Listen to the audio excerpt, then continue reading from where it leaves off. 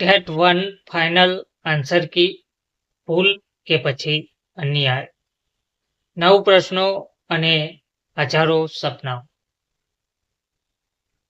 એક સવાલ પૂછો, જો તમારી મહેનત સાચી હોય, તમારો જવાબ સાચો હોય, પણ સિસ્ટમ ખોટું માને, તો દોષ કોનો?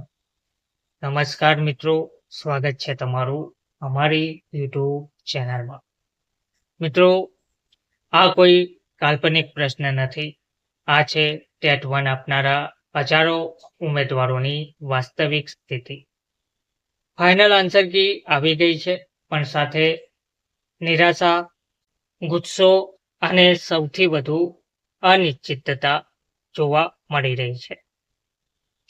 ટેટ 1 એટલે શું? તો ટેટ 1 એટલે માત્ર એક એક્ઝામ નથી મિત્રો. આ છે શિક્ષક બનવાનું પહેલું પગથિયું.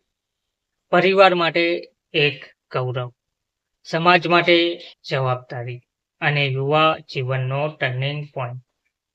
અને આખું એક આન્સર કી પર ટકેલું છે. ફાઇનલ આન્સર કી પછી શું થયું? બોર્ડે કહ્યું ફાઇનલ આન્સર કી જાહેર કરી દેવામાં આવી છે.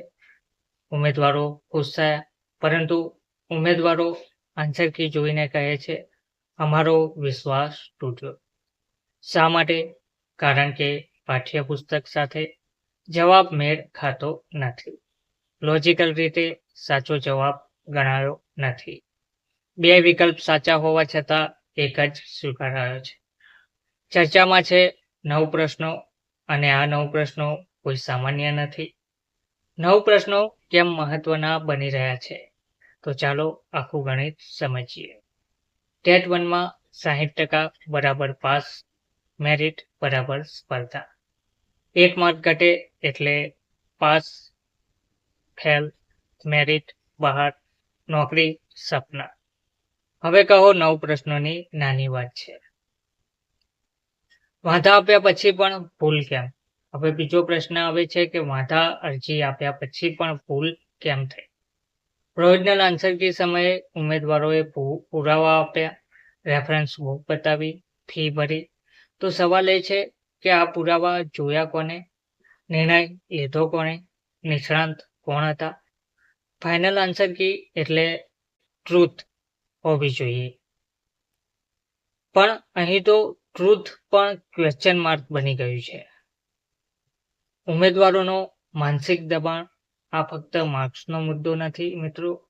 આ છે વર્ષોની તૈયારી, ઉંમરની મર્યાદા, બીજી નોકરીના વિકલ્પો બંધ, પરિવારની અપેક્ષા, અને હવે રિઝલ્ટ આવશે ત્યારે જોઈશું. આ એક યુવાનની વાત નથી, પરંતુ ઘણા યુવાનોને અંદરથી તોડી રહી છે. ત્યાર પછી સવાલ થાય છે કે બોર્ડ આ બાબતે કેમ ચૂપ છે? સૌથી મોટો સવાલ, જો ભૂલ છે તો સ્વીકાર કેમ નહીં? ફરી તપાસ કેમ નહીં? પારદર્શિકતા કેમ નહીં? બોર્ડ ચૂપ છે, પણ ઉમેદવારોનો અવાજ ધીરે ધીરે ઊંચો થઈ રહ્યો છે. ઉમેદવારોનું કહેવું છે કે હવે કોર્ટ સુધી વાત જશે. હાલ સ્થિતિ એવી આવીને પડી છે કે લેખિત રજૂઆતો, સોશિયલ મીડિયા કેમ્પેન, કાનૂની સલાહ, જો સમયસર નિર્ણય નહીં આવે તો આ મુદ્દો ન્યાયાલયના દરવાજે ચોક્કસ પહોંચશે, અને ત્યારે નુકસાન થશે બધાનું.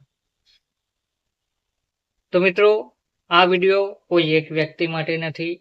આ છે તમામ ટેટ 1 ઉમેદવારો માટે, તમામ ટેટ 1 પરીક્ષા આપનાર હજારો ઉમેદવારો માટે, ભવિષ્યના શિક્ષકો માટે અને ન્યાયપ્રિય સમાજ માટે. તો મિત્રો, આ વિડીયોને બને એટલો શેર કરો.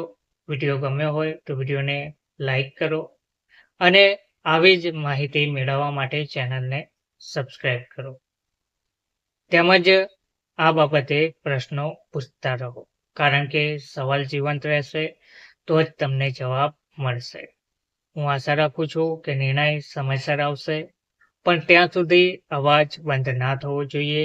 જય શિક્ષક, જય યુવા શક્તિ.